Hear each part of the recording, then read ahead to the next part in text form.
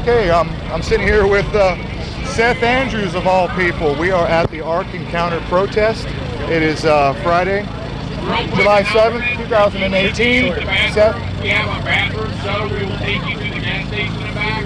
Just go to where the water is and let them know you need to go, and we will send that out every few minutes. Let that get over with. Awesome. Seth, what's the main purpose we're here for? We're here, I think, to remind people that, first of all, not everybody believes this nonsense. Two, it has no business being funded by taxpayers. And three, that free thinkers, non-believers, non-religious people, our numbers are rising every minute of every day. And so, you see smiling faces, you see humor, you see community, and you see the support of science. And I think, that alone is worth showing up on a day like today, especially just a few hundred yards from the Ark Encounter, which is so anti-science, it grieves me. So, how much headway are we making? It's a slow climb, but I think, especially during the Trump era, it's a slow climb. But, we're winning. Culturally, we're making a slow move forward.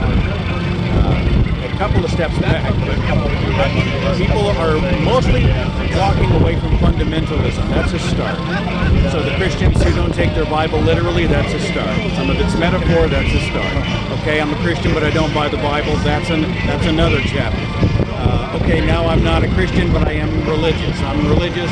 No, now I'm not religious. Now I'm spiritual, right? We're just sort of stair-stepping out of this indoctrination one piece at a time, and then they're not trying to infect legislation, indoctrinate children, do all those horrible things. I mean, that's what we want. And then the next step, of course, from that is just to say goodbye to religion altogether.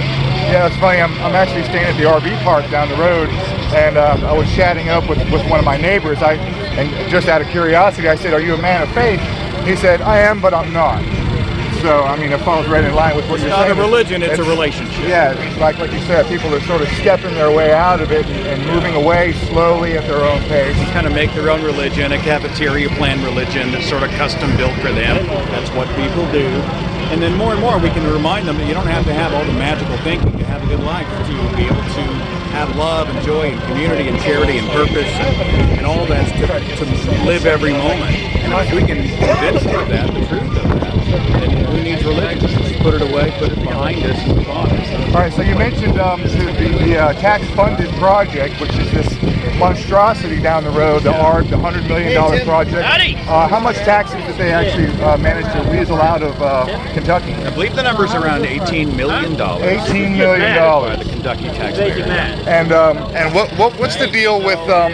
I heard something about that Ken Ham sold the property to one of his affiliates, and then he had to sell it back to himself, trying to get out of more taxes. Religious organizations and private organizations who are sort of banding properties and monies about. Not as much these days, but certainly back in the funding phase of the operation. Ed Hensley's done some great work on this. Jim Helton, the Tri-State Freethinkers, has a lot of wonderful information that shows the paper trail and really the disingenuous nature of how this was funded. Why would God need to do that? I mean, God owns the cattle on 1,000 hills. Everything belongs to God. He's the God of the loaves and the fishes. He could multiply at will, and yet he's having people do all these weird, sketchy maneuvers to try to get funding. It makes no sense. And now that it's open, apparently the numbers are down and Ken Ham's not happy, and we're here to blame. Apparently we have more power than God. Go figure. I guess he's not praying hard enough, is he? We need to pray harder. Yeah. So it's our fault that his project is failing, right? God, we are now able to usurp God's will and circumvent his purpose in the Ark. Essentially a $110 million paperweight built in Williamstown, Kentucky. It's $110 million? It's over 100, yeah. Okay. So do you know how much of the additional taxes when he sold it to himself, and then I heard that Kentucky said, no, you're a prophet, and so he sold it to his other, and I'm probably confused about how it worked out. Oh God, it's a mess. It was a religious organization at first, and then it's not, it's profit, it's not, it's non-profit, it's profit. So I mean, Hensley and Jim Helton are so much better at answering. Yeah, I'm going to speak to them next. But the questions of when the money went where, to whom, and when, and why, and how. it's overwhelming to me sometimes, you know, and I've interviewed these guys, we've been talking about the Ark for years, and I just think, God, it's an obfuscation of information, and I think they design it that way so that people really don't know what's going on. So has anybody been over there today to have a look at the parking lot? I haven't been over. I toured it last year, and I did the video, put it online so others could see kind of what's inside. But we've seen a few religious people come out to debate, try to convince the atheists. Good luck with that pack of lunch. But largely just a bunch of free thinkers out here promoting science in the sunshine. Okay, so nobody out here right now trying to confront this group right now? Nobody? I mean, I remember there were some interviews from the original protest where Eric Hovind and Aaron Ra kind of went at it here, like at the protest area. So nothing like that's going on He may so far. show up, and Aaron's here, so you know, you just never know. But we've had a couple of religious people. One was over at the Black Non-Believers tent, and I'm like, they were trying to debate and promote Jesus. And, you know, you're not going to get very far with that around here. I mean, these people likely know their Bible better than the vast majority of Christians. They know their religious history better than most religious people. In most cases. You can come out here and throw Jesus at them, but it's going to bounce right off because they've already explored it in depth and rejected it on merit or lack of. Isaac Asimov, my favorite quote, the Bible is the most potent force for atheism. Yeah, I believe in it. One of my tickets out was reading the Bible, and I read it objectively, not subjectively, not like a love letter, but like, what is this thing? And by the time I got a few books in, I realized there was a serious problem. Awesome. Thank you, Seth. I appreciate your time. It's an honor, my friend. And I will be contacting you again. I'll send you another email, and just keep your eye out for Rufus Cat. Maybe that'll, ping in your brain next time you're scrolling through your email. I'd love to have you come on and hang out at my podcast sometime, and we'll get a little further in depth. I appreciate you. It's an honor, my friend. And one more question I think you'll get a kick out of. My mother would like to ask for your hand in marriage. You give her a big hug for me. I'll do it. Tell her I'm flattered. Thanks again, man. Thanks, I bro. appreciate it. Love what you do, man. Thank you.